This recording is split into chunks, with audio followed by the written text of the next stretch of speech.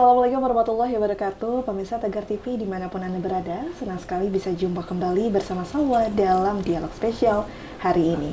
Pemirsa, sebagaimana kita ketahui bahwa suara masyarakat begitu penting karena sebagai kebutuhan nyata di masyarakat sehingga aspirasi tersebut harus diperjuangkan oleh DPRD untuk terus selalu meningkatkan kesejahteraan masyarakat.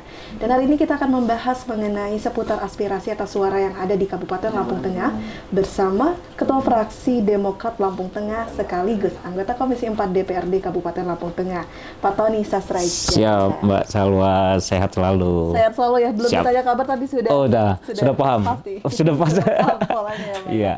Tapi untuk kesibukannya bagaimana, Pak? Alhamdulillah, semoga kita selalu sehat semua, selalu sehat, selalu dapat berbuat, berkarya, bermanfaat untuk orang banyak. Yang penting Amin. itu Itu dulu dulu. ya. Siap. Oke, berbicara mengenai aspirasi masyarakat, saya ingin tahu dari sudut pandang Pak Tony Sastra sendiri, seberapa pentingkah aspirasi masyarakat ketika kita berbicara mengenai topik ini? Bagaimana kita tahu? Bagaimana kita bukan dukun, kita nggak bisa nebak-nebak, kita bukan penerawang. Bagaimana kita mau tahu masyarakat itu maunya apa? Bagaimana kita bisa tahu masyarakat menginginkan apa dengan aspirasi itu? Dengan aspirasi kita datangin, mereka boleh datang ke rumah kita. Kita tahu masyarakat itu inginnya apa, maunya apa gitu loh. Ya sangat bagus dengan aspirasi kita, dengan reses dan sebagainya. Jadi aspirasi tersebut digunakan sebagai wadah untuk menjaring ya apa yang paling begitu real dibutuhkan oleh masyarakat. Namun tentu saja dengan melihat keadaan Kabupaten Lampung Tengah yang begitu luas, masyarakatnya yang begitu plural ya, semuanya beragam. Bagaimana untuk bisa menentukan prioritas aspirasi ini yang harus diprioritaskan dan mana yang tidak? Pasti tentu ada kriteria sendiri atau formula sendiri DPRD. Di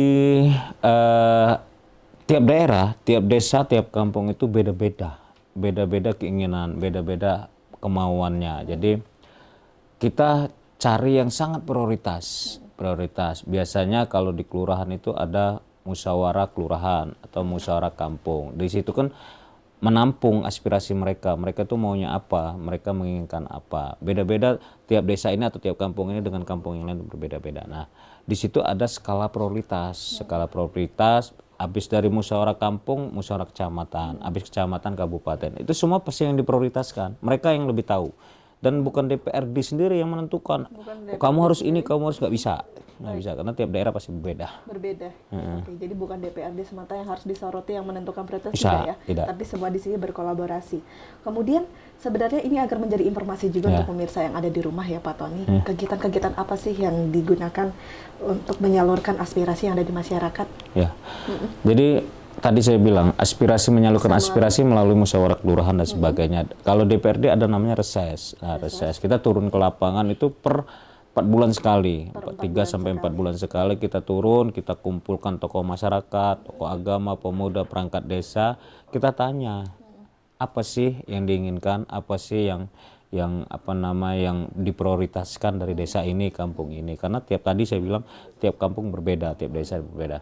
Tapi kami sampaikan juga bahwa setiap keinginan, setiap harapan itu tidak semuanya bisa terwujud. Karena kita harus melihat keuangan kita di Kabupaten Lampung Tengah ini cukup enggak untuk melaksanakan itu. Karena kan pemerintah Kabupaten Lampung Tengah itu sudah sangat berusaha untuk supaya tertutup, tapi dana kita ada enggak? Kalau dana kita cukup ya gampang aja. Itu permasalahannya. Permasalahan ada, dan dari masyarakat ketika mendengar anggaran lagi, dan bagaimana kalau respon dari masyarakat? Sudah biasa lah, artinya kami DPR itu kami anggota dewan itu tidak boleh tipis kuping. Kalau tipis kuping pasti emosi, marah dan sebagainya. Tapi kita pelan-pelan kita sampaikan, kita edukasikan, kita sampaikan secara real, ini loh dana kita itu segini. Bagaimana dana sedikit bisa ngaper seluruh Lampung Tengah, itu kan nggak bisa. Dana itu kan terbagi-bagi, bukan hanya seumpama keinginan masyarakat, oh saya mau jalan ini sepanjang jalannya. Tidak bisa, uang itu untuk jalan semua. Kan ada dinas pendidikan, ada dinas kesehatan, tenaga kerja, semuanya kan butuh dana. Nah itu kita bagi-bagi. Yang penting komunikasi. Jadi DPRD harus pintar ya mengkomunikasikan kepada masyarakat ya Pak. Ya, karena bagaimana orang suka sama kita, bagaimana orang cinta dengan kita kalau kita sedieman. Ya kan, bagaimana kita pendekatan, hubungan emosional harus dibentuk. Kalau kita masyarakat nggak suka sama kita, bagaimana mau ngomong gitu loh. Jadi buat mereka suka dulu bagaimana hubungan emosional terbentuk, baru dia berani ngomong. Kadang memang kami sangat bosan, bukan sangat bosan, sangat sering sekali bahasanya, kami ini ngusulin terus Pak, kata dia. Kami ngusulin terus Pak, tapi tidak pernah berhasil. Nah, belum lama ini kami musyawarah kelurahan. Nah, saya sampaikan ke tokoh masyarakat, kepala lingkungan dan sebagainya, ajukan prioritas. Ajukan prioritas. Umpamanya prioritas di kelurahan saya Adipuro ya, kelurahan Adipuro, kami prioritas jalan ini. Jangan semua diajukan, ujungnya nanti kecewa. Iya, kecewa. Lebih baik satu tapi jelas itu loh. Satu, kita jangan ngajukan 10, tiba-tiba turun 1, 9 nggak berhasil, akhirnya mereka kecewa. Akhirnya saya sampaikan agar tidak kecewa, satu aja prioritas, 1 atau 2. Karena kita sampaikan Lampung Tengah ini nggak dikit, besar, iya, besar. Ada 28 kecamatan, 301 desa, 10 kelurahan. Kalau untuk memilih dari seluruh 28 kecamatan yang tentu memiliki masing-masing prioritas, Ya. apa kriterianya? Apakah dilihat dari dampaknya? Apakah dilihat dari seberapa urgentnya dengan isu yang sekarang Ya. atau apa, Tony? Kalau di Kecamatan Trimojo itu rata-rata pembangunan jalan. Karena Kecamatan Trimojo ini agak berbeda dengan kecamatan-kecamatan lain. Berbedanya di Kecamatan Trimojo itu ada 3 kelurahan. Adipuro, Trimojo, Sembawaringin itu kelurahan. Kita semua tahu tidak ada dana desa. Tidak ada dana desa, kelurahan tidak ada dana desa. Ada dana kotaku. Dana kotaku itu cuma 1 kelurahan, adanya di Bandar. Karena syarat dapatnya dana kotaku itu harus kumuh. Apakah Adipuro, Trimojo, Sembaringin harus kumuh dulu? Kan nggak mungkin. Tidak mungkin. Ya, itu ada syaratnya, salah satunya begitu. Jadi bagaimana caranya supaya kelurahan-kelurahan itu dapat bantuan, karena sekali lagi tidak ada dana desa. Kalau desa-desa ada dana desa, kan namanya ADD, dana desa itu kan. Nah, kelurahan-kelurahan itu sama sekali tidak ada desa. Jadi usulkan ke kabupaten, karena tanggung jawab kabupaten bagaimana caranya supaya pembangunan dan sebagainya nyampai ke kelurahan. Jadi bisa saya simpulkan bahwa semakin mendesak itu yang semakin Ya, diprioritaskan. betul. Dan artinya bahwa reses ini dilakukan per bulan sekali. Per 4 bulan. 4 bulan sekali. Kalau sesering mungkin, apakah bisa atau justru melanggar aturan yang ada? Kalau pribadi turun ke masyarakat itu memang tugas dewan, salah satunya mendengarkan apa sih keluhan mereka itu. Tapi kalau program itu tidak bisa setiap hari, biasanya dari saya. Karena ketemu dewan itu, mohon maaf tanda kutip, ya orang berpikir pasti minum kopi dan sebagainya. Nah, kalau kita kumpulkan sekali 50-100 orang kan setiap hari banyak. Tapi kalau perorangan ya sudah biasa lah silaturahmi. Baik Pak Tony, nanti kita lanjutkan kembali perbincangan kita. Dan untuk pemirsa jangan kemana-mana, tetap di Dialog Spesial.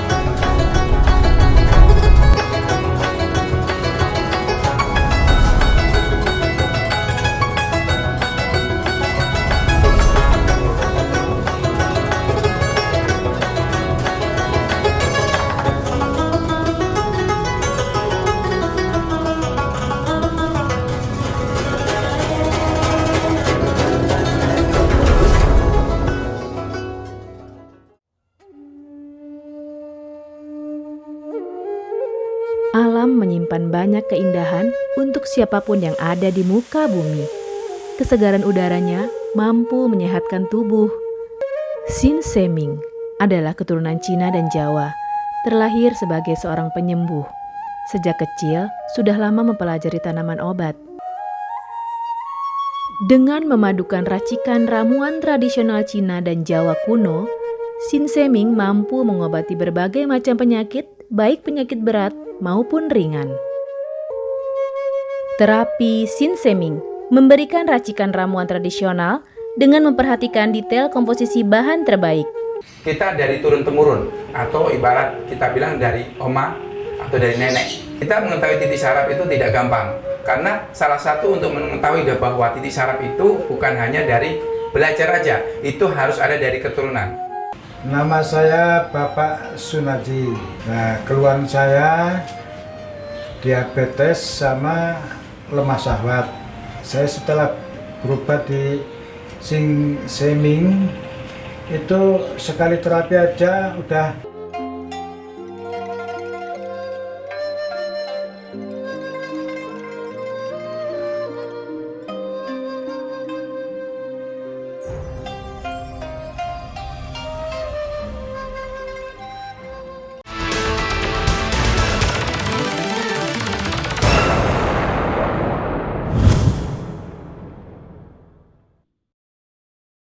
Terima kasih pemirsa, Anda kembali menyaksikan Dialog Spesial.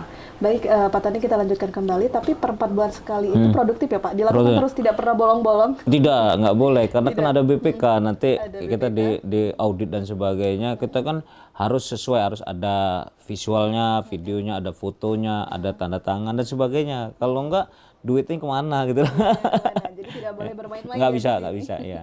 Kemudian kalau dengan sidak untuk penanganan masalah khusus, apakah cukup rutin juga dilakukan? Sidak memang salah satu kegiatan dewan ya. Semua anggota dewan itu sering sidak. Biasanya sidak itu apabila ada aduan masyarakat, umpamanya pembangunan jalan dilihat tidak sesuai spek, tidak sesuai dengan yang dikerjakan. Itu salah satu sidaknya. Itu setelah itu komisi yang akan bermain. Kalau jalan kita komisi 3 yang berjalan. Kalau kami komisi 4 itu pendidikan, kesehatan, sosial, itu kami di komisi itu. Pendidikan kami berapa kali manggil seluruh calon-calon P3K. Itu kita panggil, kita tanyakan kesiapannya, terus kita tanyakan apa sih kehambatannya, kesulitannya dan sebagainya. Tapi kita sampaikan juga tidak semua yang bisa diterima. P3K ini kan yang gaji, yang ngasih honor mereka adalah APBD gitu loh, APBD. Jadi kalau semua dikasih, bagaimana pembangunan lain, bagaimana dinas yang lain gitu. Jadi itu harus diterangkan. Menyambung dengan berbicara mengenai P3K yang Asik, kabarnya ya Pak Tony ya, bahwa honorer akan dihapuskan dan dialihkan menjadi P3K. Kalau dari Pak Tony sendiri melihat kebijakan dari Kemenpan RB ini termasuk langkah yang tepat atau justru tidak? Bisa juga, bagus juga. Artinya kasihan teman-teman honor itu, saya pernah dengar bahwa contoh guru P3 honor dari guru itu cuma 100.000 loh sebulan. 100.000 per Iya, bulan? bagaimana bensinnya, bagaimana makannya, bagaimana lain-lain, nggak bisa, kadang dibayar 3 bulan sekali.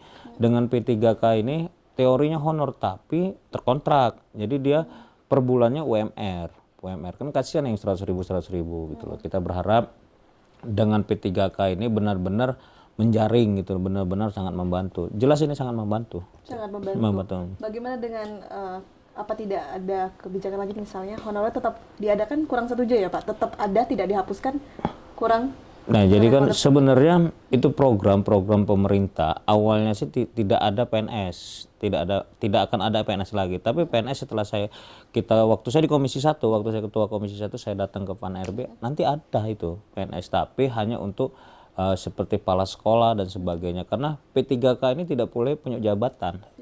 Tidak punya jabatan. Jadi pertanyaannya, kalau semua P3K yang punya jabatan siapa? Akhirnya PNS itu. Tapi prioritas, kalau dulu PNS banyak, ini prioritasnya jadi dikit. Jadi dikit. Kemudian kalau misalnya sudah diterapkan honorer menjadi P3K, apakah secara keuangan daerah mampu memfasilitasi gaji yang akhirnya honor yang seharusnya hanya diberikan 100.000 per bulan, tapi ini menjadi meningkat? Jadi kan proses Mbak ya, proses sebelum penerimaan diumumkan bahwa akan ada penerimaan P3K, BKD, keuangan dan semuanya itu rapat dulu. Berapa sih keuangan daerah kita untuk ngangkat, untuk berapa jumlahnya, berapa orangnya. Nah, itu mereka rapatkan dulu. Tidak bisa BKD atau BKD ya, itu langsung menunjuk harus 1.000, 2.000, tidak bisa. Dia harus konsultasi dulu. Konsultasi, kembali lagi ke dewan, kasih sampaikan juga bahwa anggaran sekian kayaknya sanggup kita menerima 200 orang, apa 500 orang atau 1.000 gitu. Dia tidak bisa semau-maunya dia. Jadi pembahasan tersebut belum dilakukan ya sejauh ini? Sudah sebelum penerimaan, sebelum dibuka penerimaan P3K, mereka sudah rapat dulu. Sudah rapat dulu, BKD menentukan sekolah-sekolah mana gitu kan, terus tanya keuangan kalau kita ngangkat 1000 P3K mampu tidak keuangan kita, mereka itu harus dirapatkan dulu. Kalau main buka-buka aja tidak dirapatkan, siapa yang mau gaji nanti gitu. Dan hasil akhirnya belum ditemui kesimpulan bahwa mampu atau tidak. Sudah dijalani pasti sudah mampu. Kalau tidak kalau Jadi tidak tidak akan mungkin terputus Ya. di tengah jalan.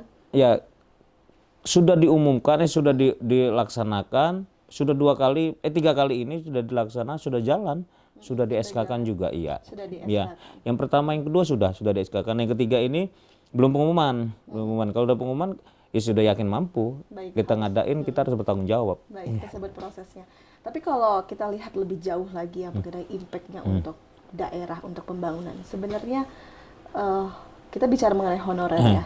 Ini kan pasti banyak sekali juga yang kecewa juga mengenai honorer dihapuskan akhirnya di P3K karena banyak sekali syarat-syarat untuk menjadi P3K. Sebenarnya honorer itu begitu impact gak untuk posisinya, untuk kemajuan daerah? Sebenarnya honorer sama P3K itu sama, judulnya aja berbeda gitu loh. Kalau honor itu kejelasan gaji itu belum ada. Kalau P3K itu kan kontrak itu jelas gitu, mereka gaji berapa gitu loh, gaji berapa, upahnya berapa, jelas gitu loh. Jadi teorinya sama, cuman ini lebih jelas, lebih jelas. Tidak ada PNS, pakailah P3K. Tuh. Jadi seperti itu, jadi masyarakat tidak perlu khawatir dan nggak perlu khawatir. percaya saja dengan masyarakat Percaya. ya. Jadi memang ada salah satu syaratnya itu harus beberapa tahun dulu, berapa tahun.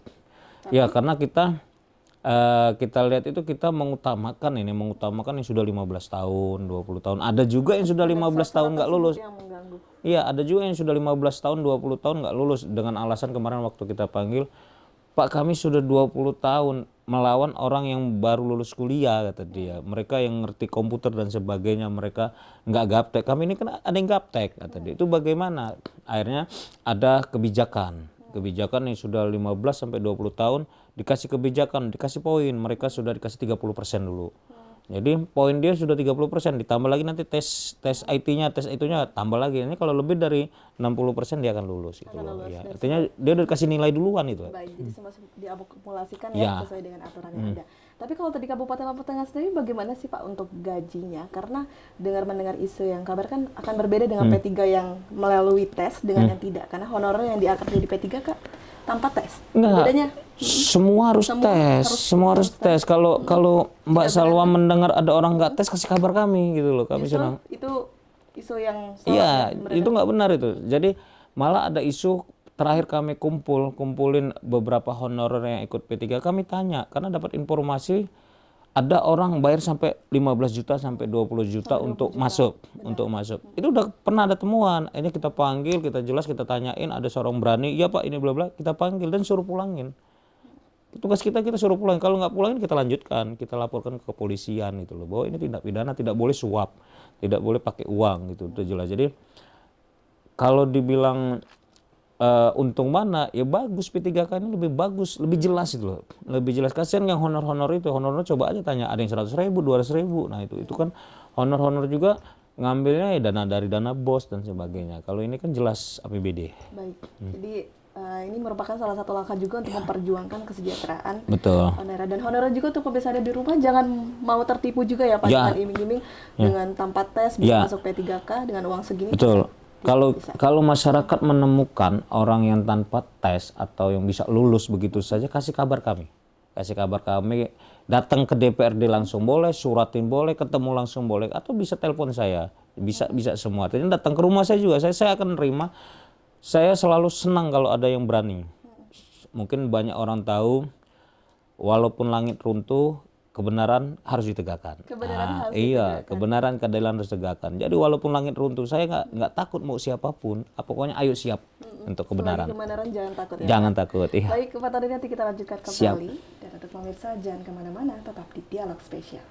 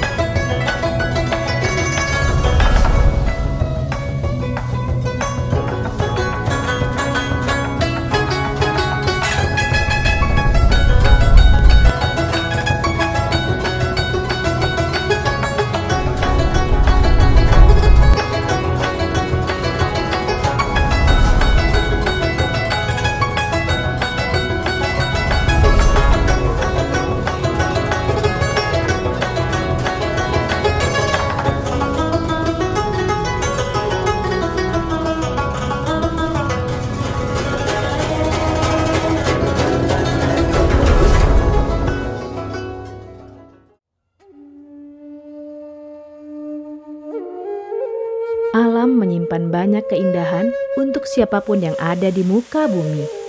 Kesegaran udaranya mampu menyehatkan tubuh.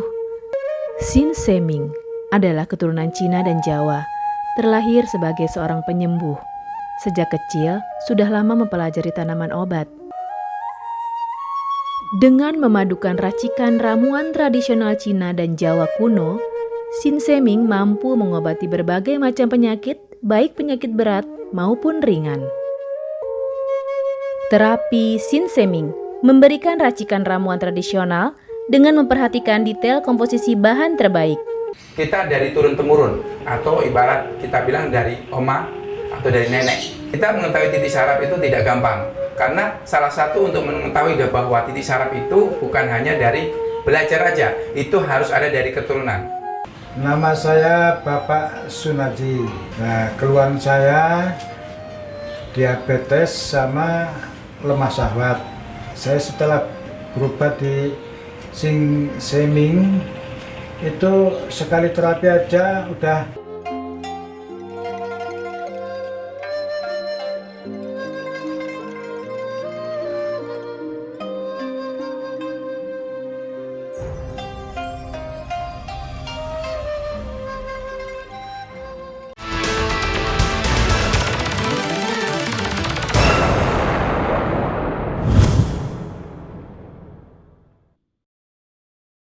Terima kasih pemirsa, Anda kembali menyaksikan Dialog Spesial dan tentu saja kita masih membahas mengenai seputar isu yang hangat yang akan kita bahas spesifiknya di Kabupaten Lampung Tengah.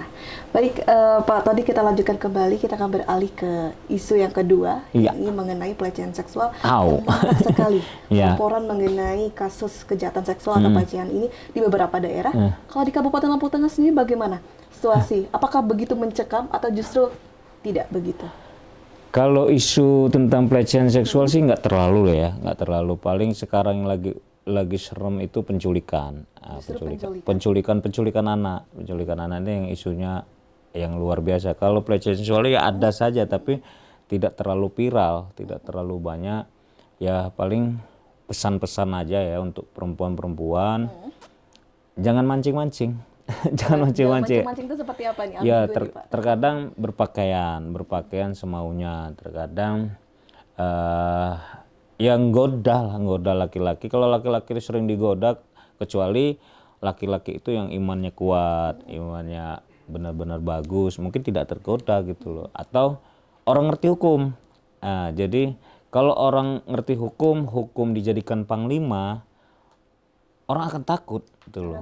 Orang takut karena panglima itu tertinggi lah ya, mau panglima TNI kah, panglima hukum. Jadi kalau orang itu ngerti hukum dijadikan panglima, dia ngeri gitu loh. Wah, berbuat ini ada pidananya, mau pidana atau tentang agama dan sebagainya. Jadi kalau hukum ini benar ditegakkan, hukum di Lampung Tengah khususnya menjadi panglima, itu yang saya inginkan. Orang akan berbuat aneh-aneh mikir. Baik, ya.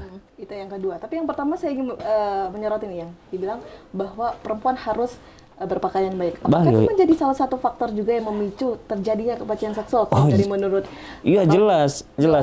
Jadi jangan kasih kesempatan lah ya, jangan kasih kesempatan otak-otak ini berpikir negatif. Dengan orang berpakaian mini terlalu tipis dan sebagainya, otak-otak orang itu rata-rata traveling, Mbak.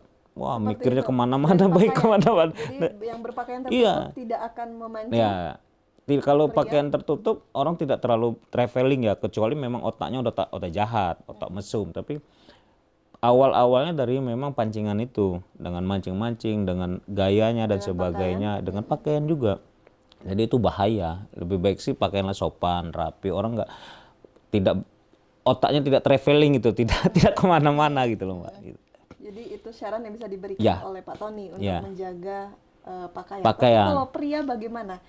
Tentu pelecehan seksual ini kan tidak disebabkan hanya karena perempuan berpakaian. Pasti juga ada faktor yang dipengaruhi oleh pria. Ya, memang tidak bisa juga kita menyalahkan perempuan semua. Benar sekali. Dan ada juga memang laki-laki yang mencari-cari. Kembali lagi, ayo ibadah kita bagusin, kita sayangin keluarga, kembali lagi hukum. Kalau orang itu, tadi saya bilang hukum menjadi panglima, orang mau berbuat negatif itu takut. Umpamanya godain istri orang, itu pasti ada pidananya gitu loh. Begitu juga si perempuan godain suami orang, pelakor orang bilang gitu, itu ada pidananya gitu loh, bahaya. Kalau ada pidana sudah masuk ya sudah otomatis malu dia, malu keluarga dan teman-teman lain gitu Benar loh. sekali Iya. Pak Tony. Tapi kalau kita berbicara yang pertama mengenai iman, sekarang itu sangat kontras dengan kejadian yang ada, banyak sekali para pelaku kejahatan seksual justru dari orang-orang yang beriman. Kemudian yang kedua juga mengerti hukum, tapi banyak juga Ya. melakukan kejahatan seksual datang dari kalangan orang yang paling mengerti hukum. Iya. Itu sebenarnya apa tentang pelecehan seksual ini disebabkan apa? Iya. Semua begitu kontras rasanya Betul. Pak Tony. Tapi kan setidaknya kalau iman kita bagus, kita ngerti hukum, minimal mencegah. Minimal mencegah. Walaupun ada ya, oknum ada, tapi kan minimal mencegah.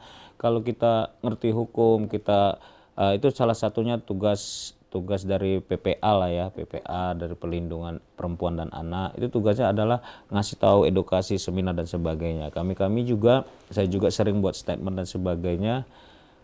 Harapan kami khususnya di Lampung Tengah atau Indonesia, hukum jadikanlah panglima. Tadi saya bilang kalau hukum jadikan panglima, orang akan takut berbuat gitu loh. Takut sekali. Udah takut sekali untuk macam-macam, ada pidananya loh itu. Baik, mungkin kejadian-kejadian yang ada sekarang hanya oknum ya, bukan Oknum. salah hukumnya, bukan salah Enggak. hukumnya yang tidak tapi oknum. Kalau hukum udah jelas itu, aturan jelas. sudah jelas, pidananya sudah jelas, undang-undangnya sudah jelas, KUHP udah jelas itu. Hanya oknum yang bermain. Oknum itu, oknum.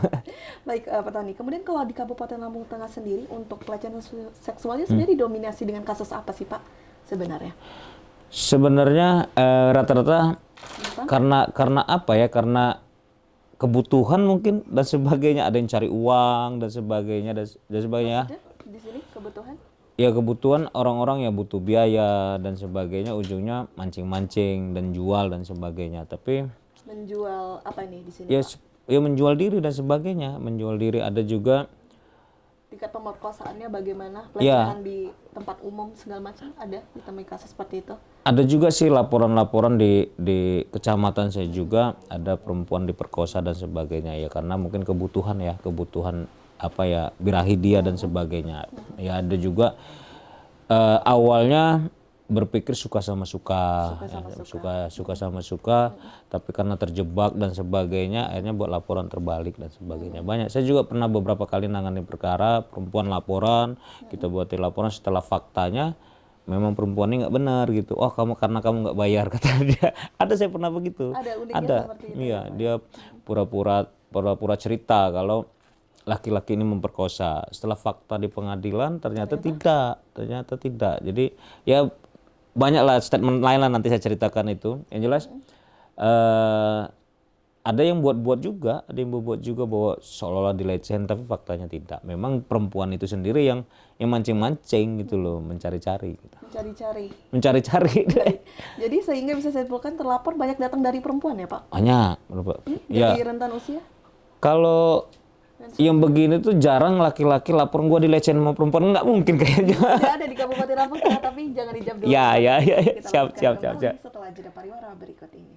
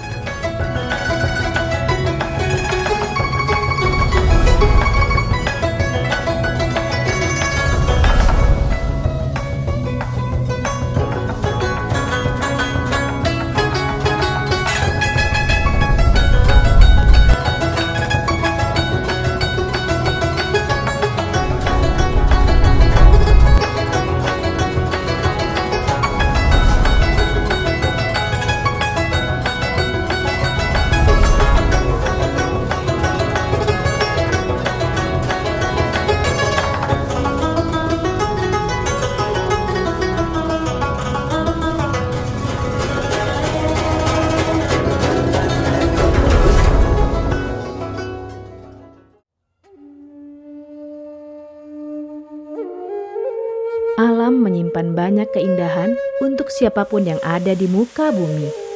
Kesegaran udaranya mampu menyehatkan tubuh. Sin Seming adalah keturunan Cina dan Jawa, terlahir sebagai seorang penyembuh. Sejak kecil, sudah lama mempelajari tanaman obat. Dengan memadukan racikan ramuan tradisional Cina dan Jawa kuno, Sinseming mampu mengobati berbagai macam penyakit, baik penyakit berat maupun ringan. Terapi Sinseming memberikan racikan ramuan tradisional dengan memperhatikan detail komposisi bahan terbaik. Kita dari turun-temurun, atau ibarat kita bilang dari oma atau dari nenek. Kita mengetahui titik saraf itu tidak gampang, karena salah satu untuk mengetahui bahwa titik saraf itu bukan hanya dari belajar aja, itu harus ada dari keturunan. Nama saya Bapak Sunaji. Nah, keluhan saya diabetes sama lemah syahwat. Saya setelah berobat di Sinseming itu sekali terapi aja udah.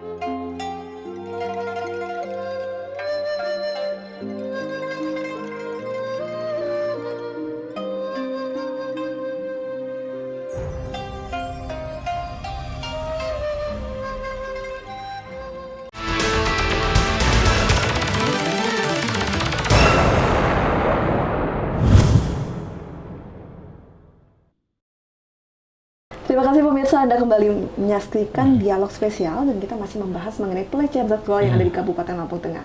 Kita lanjutkan kembali, sehingga terlapornya banyak datang dari perempuan apa justru tidak ada dari laki-laki, Pak Tony? Banyak dari perempuan ya, apa ya, karena yang merasa dirugikan adalah perempuan, walaupun faktanya ada juga yang salah perempuan, itu ada juga faktanya yang salah perempuan, tapi memang selama ini ya perempuan semua. Ada juga laki-laki melaporkan karena suami terutama suaminya merasa kalau istrinya sudah berbuat, sudah ya macam-macam lah gitu cerita tentang itu.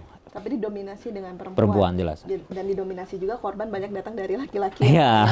Beberapa kasus. Iya.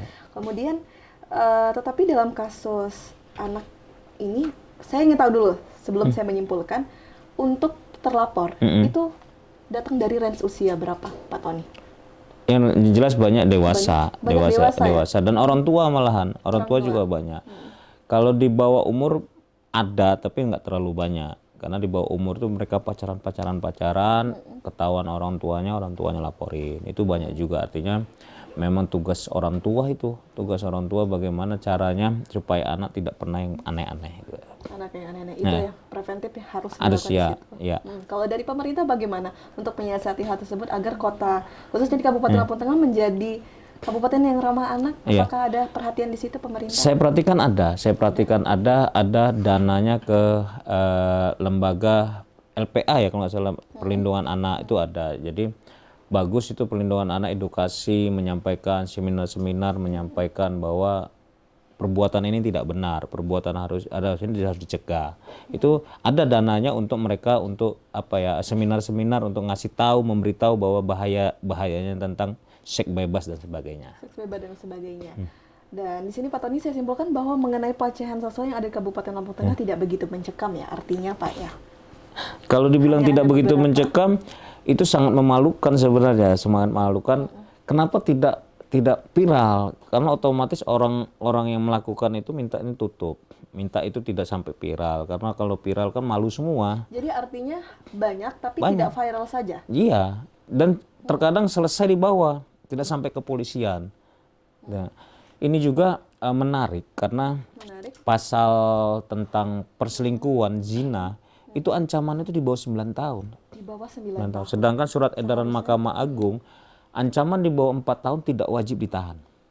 Kan? Ancaman di bawah 4 tahun tidak wajib ditahan, sedangkan ancaman zina itu cuma 9 bulan. Yang seharusnya kalau dari Pak Tony? Seharusnya setinggi-tingginya. Itu tidak dibuat di atas 4 tahun, dibuat di atas 5 tahun. Jadi orang mau berbuat itu ngeri dan sebagainya. Teman, karena ancaman di bawah 1 tahun, paling rata-rata nggak sampai ke polisian, denda. 2 juta, 5 juta, 10 juta, banyak terjadi. Jadi, saya sebagai anggota dewan menyelesaikan itu mungkin udah 30 kalian itu. Sudah 30 kalian lebih. Dan belum ada... Tidak sampai laporan. Akhirnya pada cerita Pak Lurahnya, Pak Dewan ini begini, kata saya. Jadi dia laporkan ke kepolisian, Pak ini kata penyidik tipis. Ya, makanya kayak kita berdua di dalam ruangan, kita berdua, tiba-tiba ada orang gerbek atau orang mau... Bisa nggak kita dihukum? Tidak bisa. Tipis kemungkinan, kecuali mohon maaf kita di dalam ruangan itu tidak pakai baju atau sedang berhubungan itu kena. Lah kita lagi duduk kayak gini walaupun berdua, walaupun istri orang, walaupun suami orang nggak bisa pidananya, tipis, kecil kemungkinan itu loh. Jadi memang bicara zina harus di apa ya, syarat-syarat dikatakan zina itu harus benar-benar ada. Masuk ruangan saja kita berdua di kamar mandi, tapi kita pakai baju, itu nggak akan dipidana. Walaupun dalam teori di dua itu nggak tahu ngapain gitu loh. Itu jadi zina itu masuk kamar berdua nggak bisa langsung dibilang mereka berzina, nggak bisa. Malah ada sampai belum lama ini kejadian di kampung saya, jelas-jelas teori si laki-laki itu pernah nginap di rumah seorang perempuan itu masih di suami. Nah, ditegurlah sama masyarakat, ditegurlah oleh warga. Besoknya datang lagi, akhirnya warga marah, dipukuli dikeroyok. Dan sekarang yang ditahan siapa? Bukan orang zina itu, malah yang mukul. Gitu, yang mukul. Nah, yang zina itu belum bisa dibuktikan. Bisa aja cuma bermain, bisa aja dia tidur di kursi, ya kan, walaupun dalam teori, secara teori hukum itu kan harus bukti deh, fakta dan sebagainya. Mereka tidur di situ belum tentu melakukan apa-apa gitu loh. Malah yang dilaporkan itu di penjara. Lalu syarat yang paling begitu menguatkan, karena Pak Tony begitu mengerti hukum ya, yang paling menguatkan bahwa ini zina itu sebenarnya apa? Ini mungkin bisa jadi edukasi juga untuk pemirsa di rumah. Jadi kalau kita ngeliat dari TV ya, dari YouTube dan sebagainya, bagaimana sih polisi ngerebek gitu, ngerebek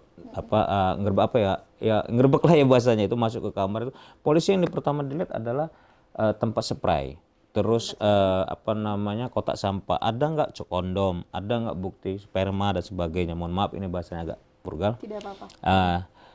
Kalau itu ada baru bisa pembuktian. Cuman pas waktu masuk kamar, perempuan laki itu lagi duduk-duduk nggak bisa. Nggak bisa. Paling sanksi sosial, malu dan sebagainya. Kalau pidananya kecil kemungkinan. Tadi juga ancaman di bawah 9 bulan itu tidak wajib ditahan. Cuman sanksi sosial malu apabila ini media kemana-mana gitu loh. Ya, jadi berhubungan berzina itu harus ada bukti. Buktinya salah satunya sedang berbuat, sedang melakukan. Itu bukti yang jelas. Bisa dalam bentuk alat kontrasepsi. Ya kan itu. Jadi harus ada bukti fisik. Ya itu. Jadi kalau ada itu baru bisa dilanjutkan, karena setiap pelaku perzinaan dan sebagainya itu kan penyidik itu ngambil bukti, yang umpamanya spray dijadikan bukti atau celana dalam atau baju itu dijadikan bukti. Kalau itu nggak ada, nggak bisa. Yang artinya akan lebih susah lagi ya Pak, ketika kita mau mempidanai ketika terjadi pelecehan seksual secara verbal. Ini akan lebih susah lagi artinya. Betul. Jadi memang tadi saya bilang ancaman di bawah 9 bulan itu seenak-enaknya aja. Dan saya berharap sih kalau saya jadi DPR RI nanti saya mau merubah itu pasal itu. Iya, pengen sekali KUHP tentang perzinahan itu benar-benar dibuat orang supaya tidak akan berbuat zina gitu loh. Serem itu sebenarnya, tapi saking pasalnya terlalu lembut tidak wajib ditahan loh. Kata-kata tidak wajib ditahan. Jadi ya bingung. Nah, penyidik juga bukan nggak mau proses. Penyidik harus cari bukti. Kalau bilang, "Pak, istri saya di rumah si laki-laki itu," tidak bisa juga dipidana. Jadi warga negara Indonesia punya hak tadi ya, hak bergaul, hak berbohong juga dilindungi oleh undang-undang loh. Hak berbohong itu dilindungi oleh hak bicara dan sebagainya. Jadi agak sulit gitu loh untuk masalah zina. Untuk masalah zina. Baik, ini menarik hal sekali ya Pak, karena ini juga menjadi salah satu penyebab juga mengapa para pelaku kejahatan begitu enteng ya untuk melakukan kejahatan, karena lemahnya ya hukum yang ada. Ya, itu karena penekanannya, pressernya itu kurang. Cuman kalau sumpahnya jelas kayak mukulin orang 170, dia ancam di atas 5 tahun. Nah, itu kan orang ngeri berantem gitu loh, ngeri mukulin orang. Kalau dia nekat betul udah lain cerita gitu. Maka dengan hukum yang ada seadanya ini bisa kita katakan butuh ketegasan siapa di sini Pak? Jadi yang membuat undang-undang itu adalah DPR RI bersama pemerintahan presiden. Jadi mungkin karena terlalu banyak undang-undang yang digarap itu belum tersentuh. Mungkin nunggu saya DPR RI, Mbak. Amin. Pemilu 2024 juga sebentar lagi loh Pak. 2024 tapi kabupaten, bukan yang buat undang-undang, buat perda kalau kabupaten. Perda dan itu daerah. Kita tidak tahu ya Pak. Amin. Baik Pak Tony, nanti kita lanjutkan kembali perbincangan kita. Dan untuk pemirsa jangan kemana-mana, tetap di Dialog Spesial.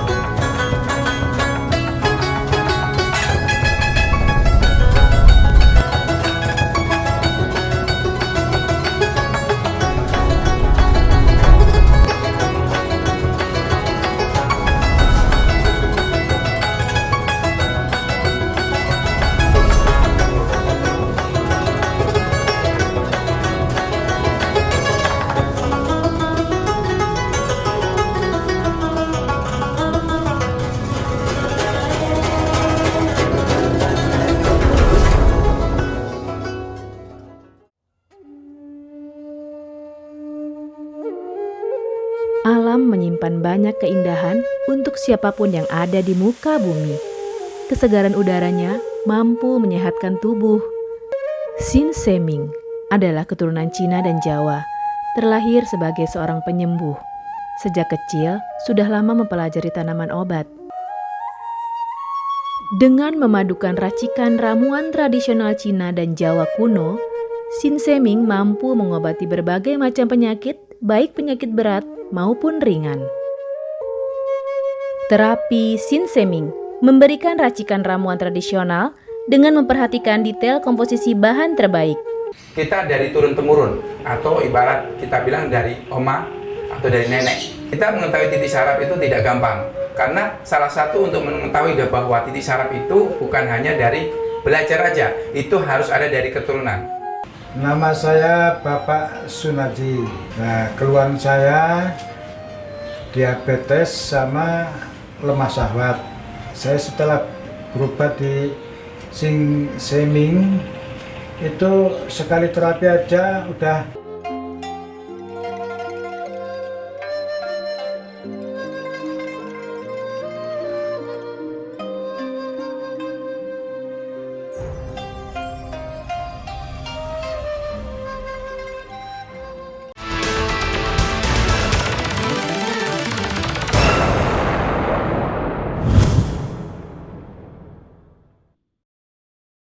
Terima kasih pemirsa, Anda kembali menyaksikan Dialog Spesial dan tentu saja kita masih membahas bersama Pak Tony Siap. Sastrajaya. Kita akan membahas terkait penculikan anak yang saat ini juga viral serem, di media ya. sosial. Kalau untuk di Lampung Tengah bagaimana Pak? Marak? Lampung Tengah ada kejadian belum lama di kecamatan saya malah Trimurjo. Kecamatan Trimurjo ada seorang anak SMP. Saya sendiri tapi belum datang. Saya ingin memastikan, tapi kalau dari pemerintahan, dari kecamatan, Koramil dan Polsek sudah. Memang sangat viral sekali masalah penculikan ini. Dibilang ada, ya ada. Dibilang nggak ada, ya nggak juga itu loh. Ceritanya saat itu apa situasinya Pak? Memang diculik saat sekolah atau Ya, jadi gambarannya? cerita sesungguhnya karena saya belum ke sana, karena saya terlalu banyak giat, sampai hari ini juga masih banyak giat. Jadi anak itu ditanya, kenal nggak si A, kata dia. Nah, ya tiba-tiba nggak sadar diri, dia sadar itu di lampu merah metro. Sadar lampu merah metro, baru sadar, terus mobil berhenti lampu merah, dia keluar dari mobil, langsung jalan. Nah itu ceritanya. Nah itu benar penculikan atau enggaknya nggak bisa dibuktikan gitu loh, dibuktikan apakah itu teman dia atau sebagainya, karena anak itu juga nggak bisa membuktikan mobilnya berapa dan sebagainya, nomor mobilnya berapa gitu. Jadi seperti itu dan belum dipastikan juga karena Pak Tony juga belum turun ya. Sebelum dari kasus itu banyak terjadi juga selain dari kasus tersebut. Selama 3 tahun jadi dewan belum pernah dengar. belum pernah dengar ada cerita penculikan. Tapi kalau anak hilang ada, mungkin anak itu nggak pulang dan sebagainya. Belum lama itu juga ada viral juga anak hilang, tiba-tiba nggak taunya anaknya lagi olahraga belum pulang gitu. Begitu ya Pak. Jadi saya simpulkan bahwa di Kabupaten Lampung Tengah belum begitu marak ya juga penculikan anak. Insya Allah sih kedepannya amin. Tapi tentu preventif harus dilakukan, pencegahan harus dilakukan. Sudah ada perhatian pemerintah di sini? Ada. Kapolres saja kita sering lihat bahwa statement polsek, sampai saya lihat sih dari polsek itu datang ke SD, SMP, edukasi kepada masyarakat. Jangan takut dengan penculikan sebenarnya. Tapi waspada harus. Mengapa jangan takut? Jangan takut. Itu belum tentu benar gitu loh. Belum tentu benar dan belum tentu penculikan itu ada di sini. Gitu. Kalau kita sudah takut, jadi kita keluar rumah takut, kita bermain takut. Nah, kita nggak tahu.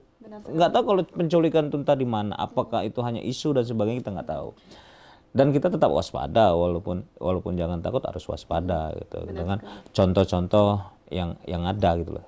Karena takut dimanfaatkan juga dengan oknum-oknum, memanfaatkan situasi ketakutan oleh masyarakat. Tapi sebenarnya kalau kita bicara mengenai penculikan anak, ada tidak peran DPRD bisa hadir di situ Pak? Kalau untuk saat ini belum ada. Ini kalau persen mungkin iya, banyak teman-teman dewan juga turun-turun ke bawah, edukasi dan sebagainya. Saya sendiri juga pernah ke beberapa sekolahan, saya sampaikan ya ibu-ibu, bapak-bapak jangan takut, tapi tetap waspada. Kalau ini kita semua sudah takutan, sudah apa ya, bayangan-bayangan menakutkan, itu ujungnya anak-anak nggak sekolah gitu loh.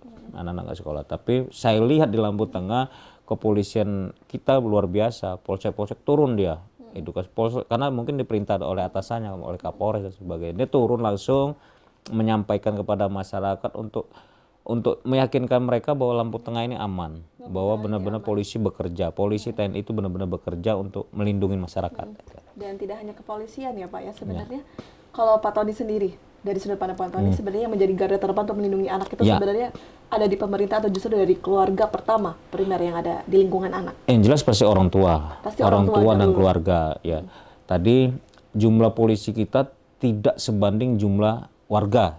Ya kan, warga kita ini banyak 1 juta lebih, polisi itu nggak 1 juta, dan nggak bisa polisi 1 berbanding 10. Ya, jadi terutama keluarga, warga dan sebagainya saling menjaga dan saling mengingatkan. Itu. Dan upaya sejauh ini yang sudah terlihat, yang diawasi, sudah ada sekali ya ketegasan Sudah. dari kepala kepolisian Iya, Pak Tony. pihak kepolisian saya lihat sudah ke sekolah-sekolah ini, terutama SD udah temuin masyarakat, orang tuanya diajak kumpul terkadang. Nah sekarang ada program lagi tuh, Apa itu? curhat Jumat. Nah, curhat Jumat kepolisian itu setiap hari Jumat, habis Jumat itu tiap-tiap desa. Silakan masyarakat, iya silakan masyarakat untuk curhat, datang gitu, datang kepada kepolisian. Nah itu bagus sekali, tapi saya sih berharap bukan hanya polisi saja, semua yang ngerti hukum ikut bantu gitu, karena tidak semua kepolisian tuh ngerti tentang keperdataan. Jadi orang curhat itu bukan masalah pidana saja gitu, karena kalau keperdataan bukan ranahnya polisi, bukan ranah polisi. Kalau pidana oke gitu. Nah maksud saya berharap Bapak kepolisian khususnya di Lampu Tengah gandeng yang gandeng jaksa gitu kan. Jaksa itu kan ada pengacara negara, dia ngerti perdataan dan sebagainya gitu. Atau gandeng LBH itu kan lembaga bantuan hukum. Nah itu kalau gandeng pengacara pakai finansial kalau pengacara, tapi kalau pakai LBH gratis itu. LBH gratis. Siap. Jadi ini menarik juga ya poinnya. Jumat Curhat Jumat. curhat Ya, Jumat ya. itu saya lihat sekali. di Polres Lampung Tengah gencar itu. Bagus itu, sangat bagus Ini sekali. memang inovasi yang ada di Lampung Tengah Pak, semua kepolisian di setiap Waduh, daerah. saya juga belum baca juga, belum sampai sejauh iya. itu ya, Pak, ya? Saya belum tahu ini memang program dari Kapolri atau memang Lampung Tengah aja atau Polda Lampung itu. Tapi kita sangat apresiasi. Oh, Jadi bagus, tidak hanya bagus. DPRD saja yang Bagus. menyaring langsung, Ya. tapi kepolisian Ya, juga. karena tadi saya bilang saya suka sekali kalau orang menegakkan hukum. Tadi saya sampai buat walaupun langit runtuh, kebenaran keadilan harus ditegakkan. Jadi para penyidik, kepolisian, TNI kalau ini gencar betul malah bagus itu loh. Senang banget saya. Orang yang berbuat hukum benar ditegakkan itu luar biasa. Saya senang, saya pasti mendukung banget itu. Kita begitu semua mendukung tentu saja ya Pak Tony ya. Dan tadi kita sudah banyak bicara mengenai pelecehan seksual, kemudian sekarang penculikan anak, dan tidak begitu tinggi kasus yang ada di Kabupaten Lampung Tengah. Berarti artinya aman sekali ya Kabupaten Lampung Tengah ini terhadap anak perempuan ya Pak ya. Kalau Apakah bisa dibil- disimpulkan seperti itu? Kalau aman saya katakan aman, tapi waspada harus. Waspada Harus harus, ya, waspada. Dengan Ya semua karena permasalahan ekonomi, permasalahan kebutuhan itu rata-rata kejahatan itu bisa muncul. kejahatan. Iya. Begitu juga. Baik, Pak Tony, kita akan kembali lagi nih ke isu selanjutnya yang lagi-lagi juga marak ini di masyarakat yang begitu khawatir tentang ODGJ di jalanan beberapa daerah di Lampung Tengah banyak sekali. Ada. Itu bagaimana situasinya, ceritanya Pak Tony? Jadi ODGJ, orang dengan gangguan jiwa itu sudah ada program dari pemerintah untuk data, nyuntik dan sebagainya. Permasalahannya mungkin karena orang medisnya sedikit ya, Kemarin itu beberapa minggu yang lalu di kampung saya itu dari kelurahan menyarankan kepada bayan-bayan untuk membawa ke kelurahan. Nanti orang dari dinas akan suntik kah atau apakah. Nah pertanyaan saya, siapa yang menjamin orang itu sampai situ nggak ngamuk? Itu loh. Nah sekarang kalau permasalahan dibalik, orang kabupaten itu datang ke satu-satu mungkin waktu karena jumlah nakesnya, tenaga kesehatannya sedikit gitu. Nah itu harus dipikirkan lagi tuh. Nah. Baik, nanti kita lanjutkan kembali Oke, perbincangan siap. kita Pak Tony, dan untuk pemirsa jangan kemana-mana, tetap di Dialog Spesial.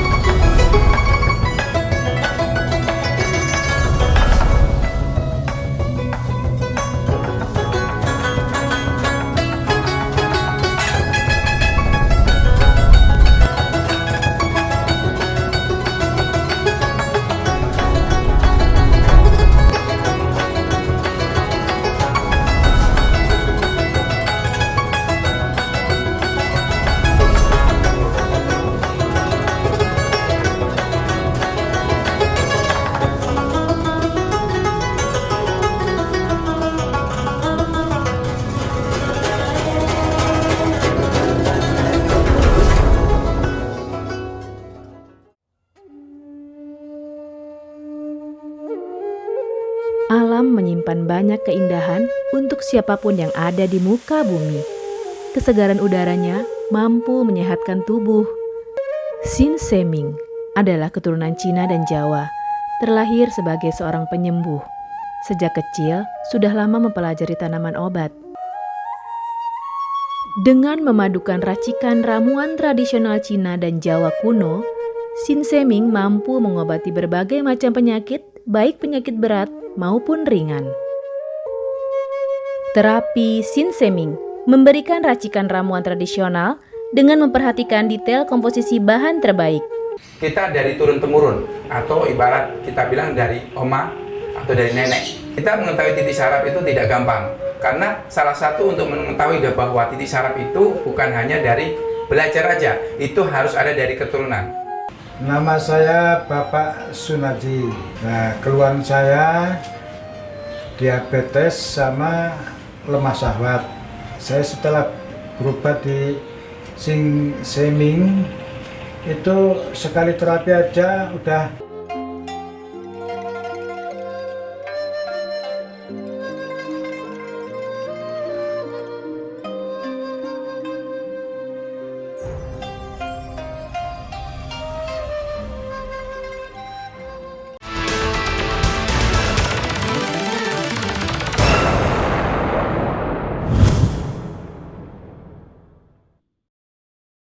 Terima kasih pemirsa, Anda kembali menyaksikan Dialog Spesial, dan di segmen terakhir ini kita masih membahas mengenai isu-isu yang ada di Kabupaten Lampung Tengah. Baik, berbicara mengenai DGJ ya Pak ya. Ya. Bagaimana keluhan-keluhan masyarakat yang ada? Sudah banyak yang masuk sehingga tidak bisa tertampung lagi atau justru tidak? Masalah? DGJ. Oh, jadi baru.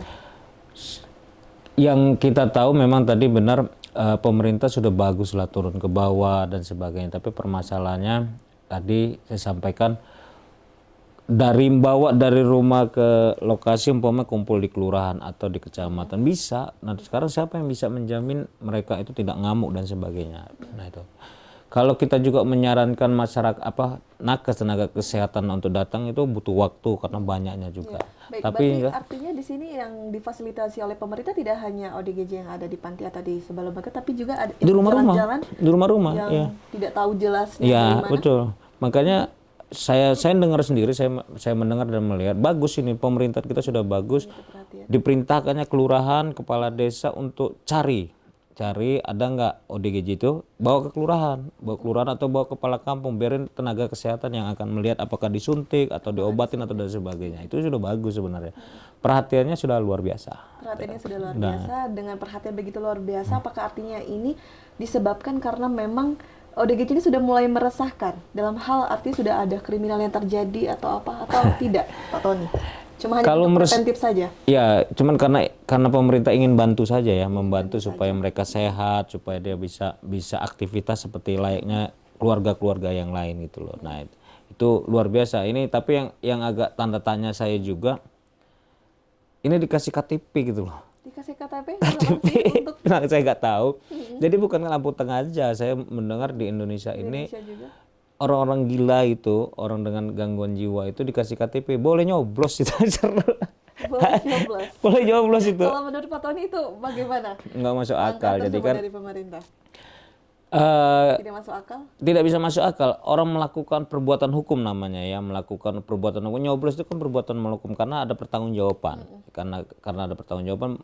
Syarat orang melakukan perbuatan melawan hukum salah satunya sehat. Orang gila mabuk itu tidak boleh. Tidak boleh. Nah ini kok orang gila dikasih KTP suruh nyoblos itu. Mengapa? Itu dia tidak tahu, saya belum sampai ke situ saya. Tapi itu yang jelas jadi pertanyaan kami. Kok bisa gitu? Syarat orang melakukan upaya hukum, syarat untuk orang berbuat hukum adalah sehat. Sehat dan sudah berumur, maksudnya anak-anak belum bisa. Itu anak-anak 17 tahun ke atas, dewasa bisa melakukan perbuatan melawan hukum. Itu orang gila tidak bisa. Orang mabuk juga tidak bisa. Orang mabuk aja tidak bisa, apalagi gila. Baik, benar sekali, saya setuju sekali Pak tadi. Seharusnya diberi pengobatan dahulu, diberi perawatan sedemikian rupa untuk bisa kembali terima. Kemudian kalau di Kabupaten Lampung Tengah sebenarnya sudah ada belum Pak rumah-rumah singgah yang mungkin diperuntukkan untuk para tunawisma juga? Ini kan termasuk juga. Saya sih belum tahu ya, mungkin saya belum nyampe ke sana. Tapi kalau upaya dari pemerintah sudah ada. Sudah upaya ada dari hukuman pemerintah saya sehingga- lihat sudah ada. Selama ini yang saya tahu sih di daerah-daerah lain seperti di Tataan itu kayaknya ada. Kalau Lampung Tengah kayaknya belum ada. Belum ada. Oke, baik Pak Tony, karena ini segmen terakhir, saya ingin masuk ke isu terakhir yang Oke, tidak siap. isu sih, tapi ini juga mengenai bantuan sosial yang marak juga pada saat pandemi. Tapi pasca pandemi ini apakah masih terus diberikan di tahun 2023 masih terus berlanjut bantuan sosial untuk masyarakat, Pak Tony? Selama belum dicabut dari pemerintah pusat, itu bantuan-bantuan tetap ada. Bantuan-bantuan dari pusat juga ada, dari kabupaten juga ada. Selama belum cabut, tapi porsinya tetap berkurang. Kotanya akan berkurang. Tapi bantuan itu tetap ada selama belum ada cabut dari pusat. Karena itu kan perintah itu, kayaknya telegram atau surat perintah saya lupa dari RI, dari Pak Jokowi, Presiden Republik Indonesia untuk perbanyak bantuan-bantuan untuk orang yang COVID lah terutama ada. Dan bentuknya masih sama dalam berupa Untuk sementara sama Masih sama sembako dan sebagainya. namun kuotanya Berkurang. Tapi bagaimana untuk upaya dari DPRD untuk membantu turut mengawasi agar tidak tepat, agar selalu tepat sasaran nih? Karena banyak sekali kasus tidak tepat sasaran dan lain sebagainya nih Pak Tony. Kalau bantuan COVID ya, bantuan COVID itu ada perpres, saya lupa nomornya kurang lebih, pokoknya ada perpres itu tidak bisa kita mengaudit. Tidak bisa. Sebagai anggota dewan juga tidak bisa gitu loh. Paling kita mengawasi saja, mengawasi aja bahwa ini memang tepat, memang ini ada dan sebagainya. Tapi kalau kita mengaudit, mencari-cari kesalahan itu tidak bisa. Jadi langkah DPRD juga tidak bisa sejauh itu, Ya. semaksimal itu. Dan Tidak bisa butuh semasuk. ketegasan siapa nih untuk menghindari, mengurangi penyelewengan bantuan sosial ini di tahun 2023? Jelas itu kepolisian. Lagi-lagi. Tapi kalau bicara DPRD itu tidak bisa mengaudit maunya kemana, itu pimpinan yang ada gitu loh. Baik Pak Tony. Siap. Semoga kepolisian dan rekan-rekan sejawat yang lain juga bisa mendengarkan. Siap. Dan Amin. sebagai closing statement untuk pemirsa yang ada di rumah, Pak Tony, singkat saja. Yang jelas, ayo kita gembira, asik. Ayo kita gembira, ayo kita sehat, jaga keluarga kita. Isu-isu yang beredar tentang penculikan, tentang anak-anak yang bawa umur diambil-ambil orang-orang, jangan kita takut, tapi waspada tetap. Jangan kita takut, waspada tetap. Di sini saya sampaikan, saya ingin sekali Lampung Tengah hukum harus ditegakkan. Hukum dijadikan panglima. Walaupun langit runtuh, kebenaran dan keadilan harus ditegakkan. Thank you. Baik, Ya. luar biasa sekali Siap. energinya, mantap sekali Pak Tony. Semoga Oke sukses Mbak. dan sehat. Amin. Siap, sukses semua. Dan tak lupa saya ucapkan terima kasih juga untuk pemirsa yang ada di rumah. Kita doakan semoga DPRD Kabupaten Lampung Tengah dapat terus selalu memperjuangkan kesejahteraan masyarakat melalui penguatan 3 fungsi, legislasi, anggaran, dan pengawasan. Amin. Saya Salsakinah, wakil kur yang bertugas, pamit undur diri. Sampai jumpa dan terima kasih.